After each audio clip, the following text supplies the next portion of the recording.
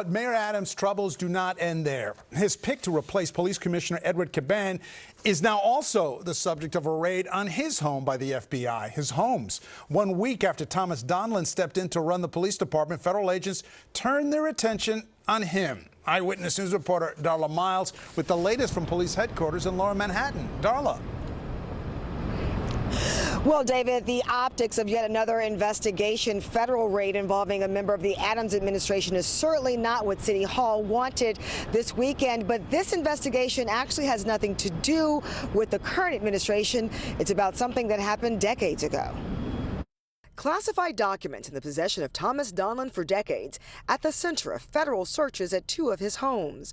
This apparently triggered by someone who knew Donlon still had materials from an investigation 29 years ago, only filing a complaint years later after Donlon assumed the high-profile position of NYC's top cop a little more than a week ago. Served at 2 residences of his. Don't know what those documents are about, and you have to reach out to the investigative bodies for that, but he's retained his counsel. He said that he'll cooperate, and I take him at his word. Donlon issued this statement saying, "They took materials that came into my possession approximately 20 years ago and are unrelated to my work with the New York City Police Department."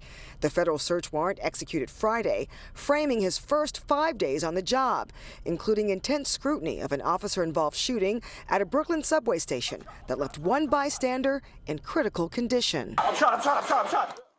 While other members of the Adams administration have been ensnared in searches and cell phone seizures, this federal action involving Donlon seemed nowhere in the realm of possibility after he replaced embattled NYPD Commissioner Edward Caban, who was forced to resign amid a federal investigation into influence peddling involving his twin brother. Appointing Donlon interim commissioner was a move to steady the ship as a highly respected member of law enforcement who spent 30 years in the FBI and is the former director of Homeland Security for New York State. Now, Donlon's statement went on to say this is not a departmental matter, so the department will not be making a comment, so we will not expect to hear anything other than the written statement you saw issued just a few moments ago.